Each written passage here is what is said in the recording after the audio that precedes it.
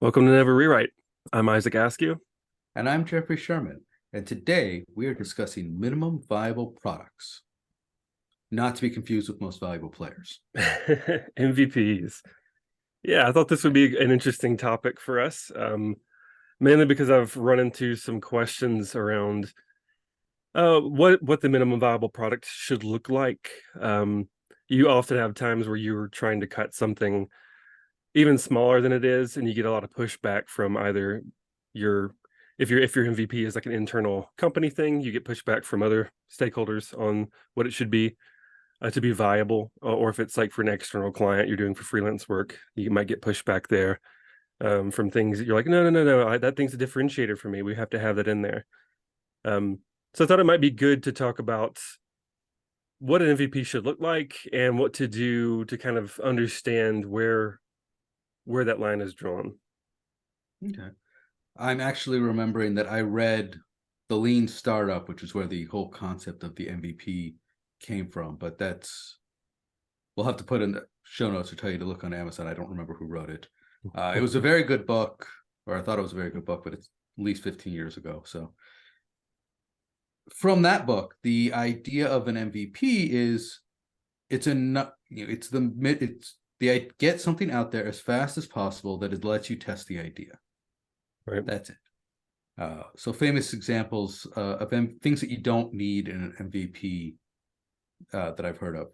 You don't need a way to cancel your account. You don't need a way to change your password. You don't need a way, like, those are all things that you need, but you don't need it. You don't need a system for it. You don't need code for it in order to test your idea. It's, can you build, what is it that you absolutely need in order to test the idea? Gotcha. One thing you mentioned that I think is interesting, we should maybe start there. We're talking about a client, and they're like, oh, well, I want to build an Uber for Ubers. And they're like, oh, but I'm going to build Uber, but I have this idea that this twist that's going to make it different. Right.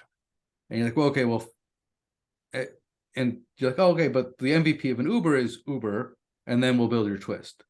And that's kind of that's not the MVP. The MVP is the twist. Don't build the Uber part. Right. So this is what kind of got me thinking. I was trying to think of some examples of MVPs that are like. Here's one example, I guess. One of them was like a Fitbit kind of thing, like a step tracker. And so if step trackers are not a thing yet, the MVP for you might just be to invent a step tracker that works. But if you have a saturated market of step trackers, which there are, then you can't just do that without needing something else on top.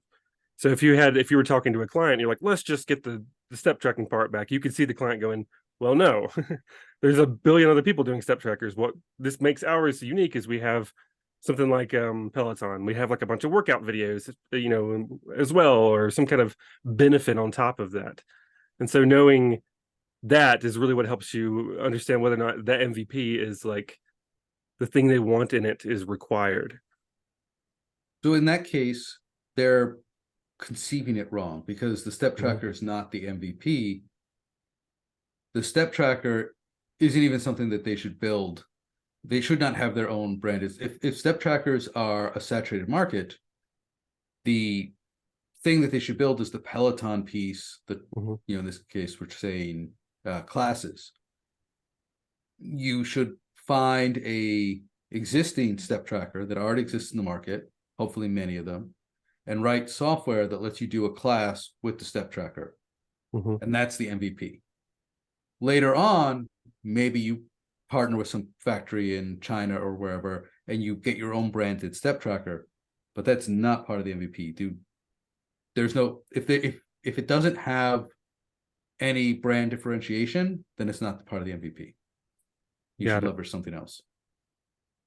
So does that mean that you could kind of think about it this way? If that you are first to market with your idea, your MVP can be that concept of cutting down just the first thing to throw in front of customers.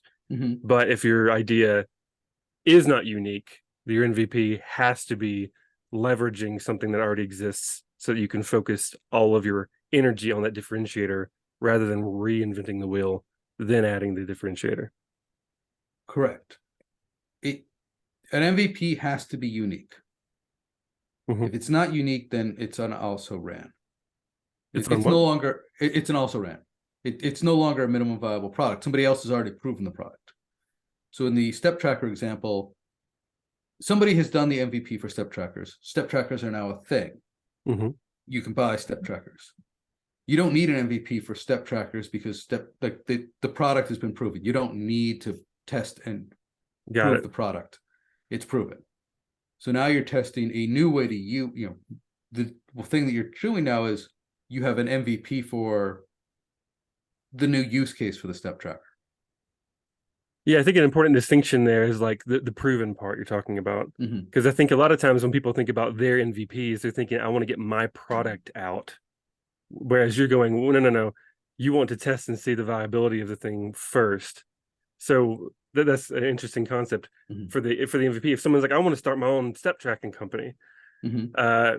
they don't need an MVP in the traditional sense, or the sense at least that you're talking about, because of that proven nature of the product. Their MVP has to be something different. So they're thinking about it in the way of like my product versus proving, will this business idea work? Right. Yeah. You don't need to prove at this point, you don't prove that step trackers are viable. If you've got an Uber for X, Mm-hmm. you don't need to prove that Uber is viable, although that the jury's still out on that, whether or not Uber is actually viable. But the idea of I'm going to have a centralized company that pushes jobs out to people at they will accept them and then go do the work. There's TaskRabbit and Uber and Lyft and Uber Eats and DoorDash and Instacart. Like that model is proven. You don't need to prove that that will work, that people will install this thing and sign up to work for you. That works. That's not an MVP piece. What you need to prove is that your X works. Right. The whatever, your Uber for whatever. You need to prove that whatever is viable, not that the Uber for whatever. And that's where MVPs go off the rails. Got it. And I think one thing you mentioned earlier was like maybe like for the step tracker concept was going for the Peloton lesson kind of aspect first, because you could even conceptually integrate with some pre-existing product. Let's say with Fitbit already exists, and you want to integrate with Fitbit, so like you can sign in with your Fitbit account, for example, and have a 1 month free trial with our videos that are workout videos. And even if you started with that kind of concept first because that was your differentiator, you could segue into your own product, like you were talking about, with like building your own eventually, your actual physical hardware step tracker. Or maybe you even get lucky and Fitbit reaches out to you and goes, hey, we've noticed this integration that you built that is actually getting us a lot more users. We want to buy you, or something like that. Dream case scenario. Right. So let's take the Peloton example. There have been exercise bikes for 50, 60 years now. They're just resistance bikes. And I know from COVID, there are definitely paid video channels that I could subscribe to on my, internet that would stream to my TV, my smart TV, that I could pay some money per month and I could get video classes. So the MVP for Peloton isn't exercise bike and it's not video classes. It was their integration of exercise bike and video classes. And that's an expensive MVP, and it kind of flopped because they had to build bikes, they had to pay people to run classes, and they're making money. They're hoping to break even on the bikes and then get a subscription to the class. A much smaller thing that they could have launched was a thing that connected to any old bike or gave you a way to, smarter, more recent bikes, and gave them people a way to subscribe to classes for whatever there. And I don't know a lot about how Pelotons work. Like I don't know how much feedback the instructor gets or anything. I'm pretty sure the training is live. And that's all nice and good, but take it back a step. If I don't have the screen integrated into the bike and you have a TV on the wall, suddenly, yes, it's not as nice as integration, but suddenly you've got a lot more customers. And you can find out Yeah. the viability of your subscription model there. Because that's what sunk Peloton is. People didn't want to stay subscribed. Got it. So back to the MVP argument. Mhm. So when I say argument, I'm talking about people going back and forth about what is the MVP? What is the thing that you've put in here that we think is extraneous that we could cut out to save time and deliver this thing, put it in front of people to get that feedback as soon as possible. You see that battle back and forth when people are pitching the idea, or even freelance folks working with clients, and the clients say, like, my idea, I'm really married to it being delivered perfectly, you know. Mhm. And then you go, well, we can cut out X, Y, and Z, and that'll get us faster, but it's in front of your people. And they go, nope, it has to have everything working perfectly. Otherwise, we're scared, and we want to kind of go dark until we've got everything right, and then surprise the market with this perfectly running system. And there's like a lot of argument and back and forth about, oh no, we need to get it out first, that kind of thing. What is your take on how you should deliver that or work with a client that's that difficult? Don't. I mean, if you need the Oh. money, then it's not immoral to get paid to do something that somebody wants to pay you to do. But as a consultant, if at all possible, you should tell the customer that they're wrong and not do it. So I'll give an Uncommon example knowledge. from when I was in college, and I met with a guy, and he was convinced he had a dating website idea. He wanted to have it was going to be, and I signed an NDA about this 20 years ago, but that was 20 years ago and it's expired. So if he hasn't done it by now, then his moment has passed. Anyway, he wanted to have JGay, which was going to be a gay Jewish dating site. Okay. And so I was talking with him, and I was like, well, how are you going to find gay Jewish people to sign them up? Mhm. Because with a dating site, it's all about critical mass, right? You need to have lots of single people on there, or else nobody's going to be on there, and nobody's going to be on there until you have lots of single people. So that it's got to go viral, or it's going to be dead.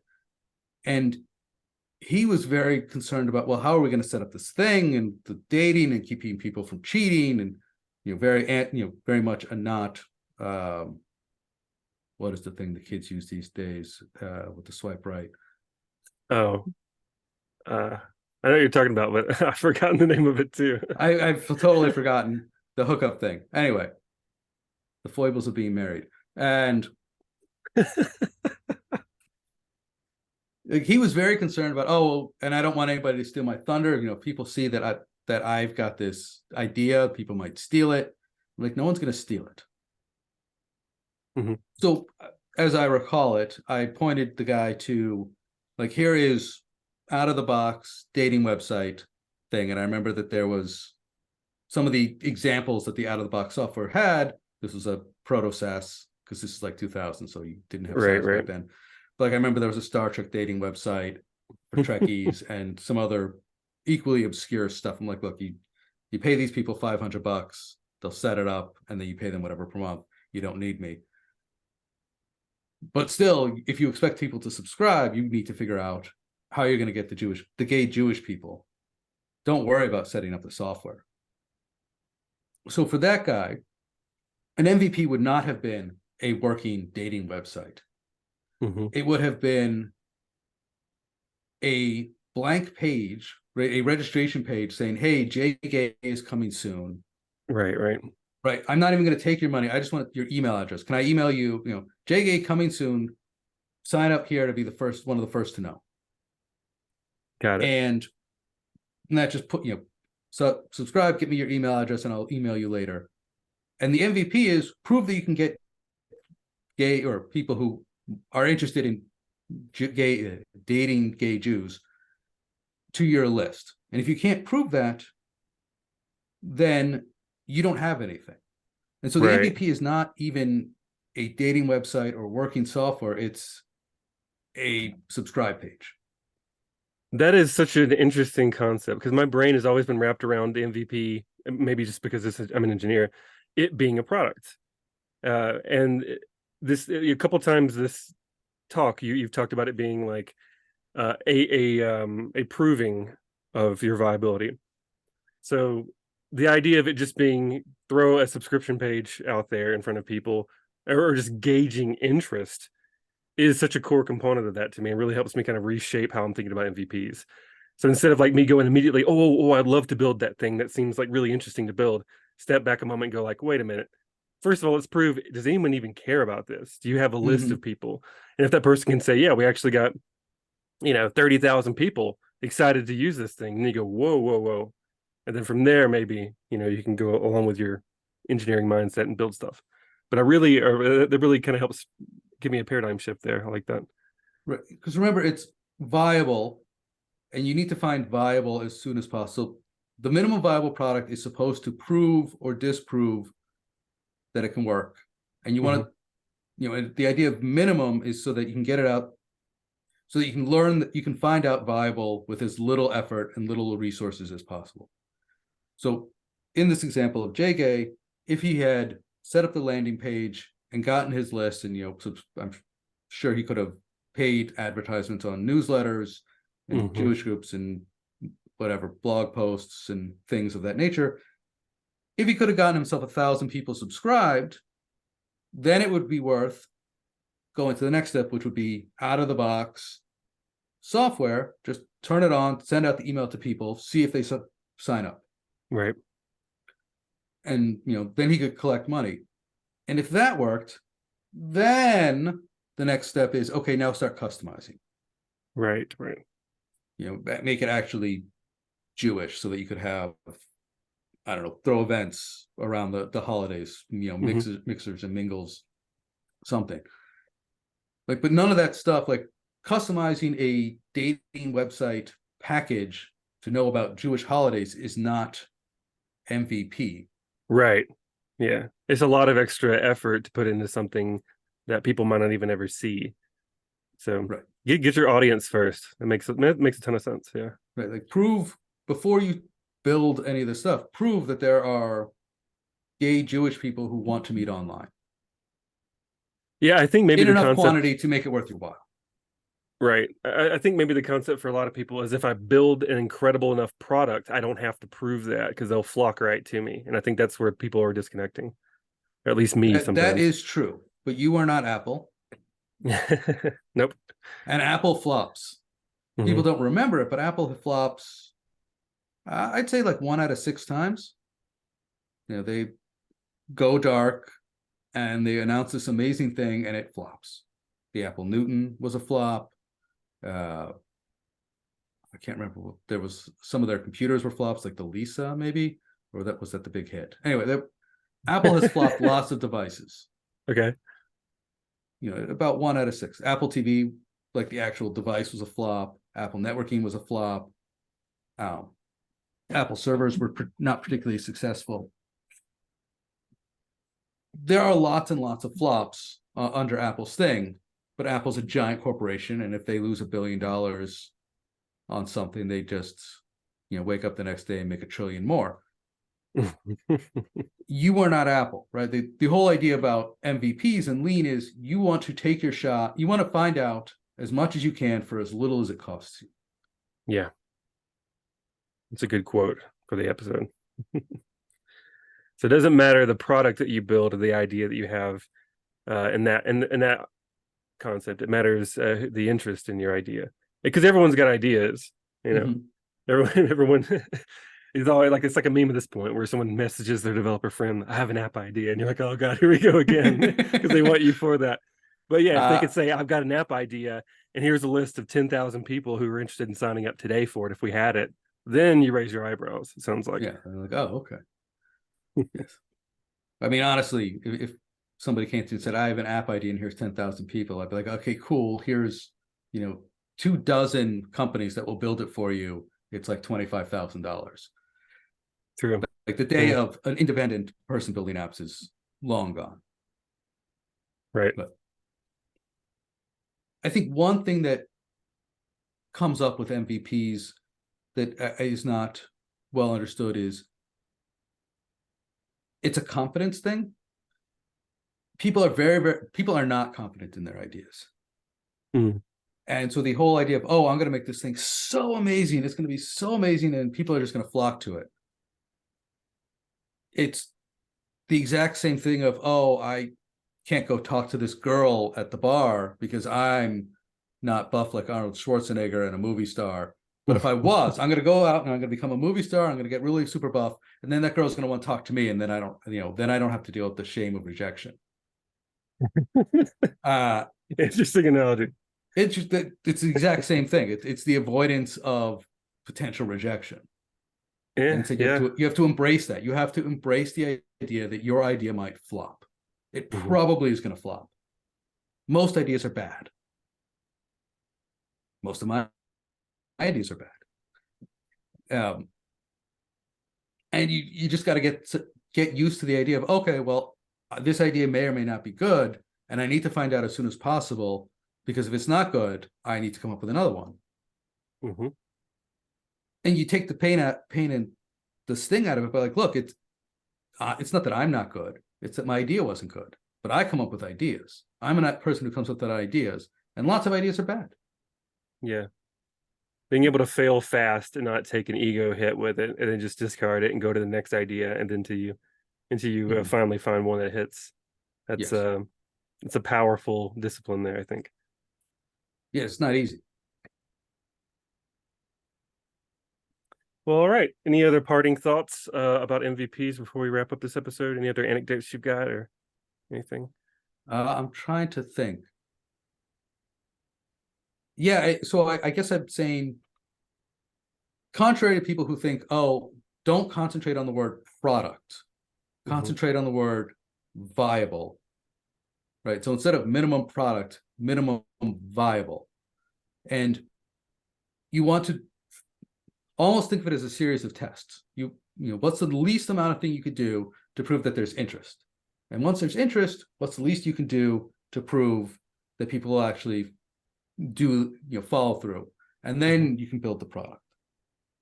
Like in the Lean Guide to Startups, it talks about, if you come up with a service, maybe don't even write software. Offer the service, have the sign up, maybe have some basic minimum framework where people can ask you to do the thing, and then do it manually by hand. And they call it, I think they call it in the book, doing things that don't scale. Because if nobody cares, then it's not going to take you any time to do it. And if one person cares, then you can spend the time doing it. You'll figure out how to do it more effectively. But again, you're doing it for one person, and you spending your time doing it for one person is still more effective than you spending your time to build it. True. So that eventually one person. And so then when it becomes overwhelming, when you can't do it anymore with human work, then you have something, then you build the software. And again, it's that idea of, okay, but if it fails, right, it's all about testing. So if it fails, you never build the software. And you get around the complicatedness of the software by just doing it with humans. And if people say, oh, but that doesn't work, that won't scale, I can't do 10,000 of these things a day. It's like, cool. If you have 10,000 of them, you have a product. Right now, show me that you get 2. Show me that you have 2 a day. And is that the point you think where, like, if you can actually show you have that kind of interest and you don't have money, you can go to an investor and be like, look, here's our pitch. We have people interested. We've been doing this by hand. We need to raise some capital to see if we can build this properly. Yes. And that's an easy pitch. Well, I don't know if it's an easy pitch, but it's a compelling pitch to an angel investor. If you say, hey, I have this idea for an app, and I, got a little off-the-shelf app that just sends things to my back end, and then I do it manually. And I need $50,000 to hire a shop that's going to build this thing. And they say, oh, okay, cool. Yeah, I see you've actually got people coming to you and they're paying you. And so, yes, the $50,000 you're going to build this thing that does what you are already doing by hand. It's still very risky from an investor standpoint, but it's not it's not taking a blind shot. It's not asking, It's it's not not a friends pipe and family dream. money. Yeah, Right. someone just coming to you and being like, "I have an idea. I've done no work. I know it's gonna work. Can I have $50,000?" Right? Right. I've got an idea. I don't know if it's going to pay off, but I know if we build this thing for $50,000, I can show you it's going to bring in $1,000 a month. Yeah, I don't know if I'll ever make your 50,000 back, but there's something there. got it. All right. Anything else before we wrap up today, Jeffrey? No, I think we are well beyond the minimum viable definition of product here. Podcast episode. Minimum viable podcast, MVP. Excellent note to leave on. Awesome. Well, thank you for listening. I'm Jeffrey Sherman. And I'm Isaac Askew, and this is Never Rewrite.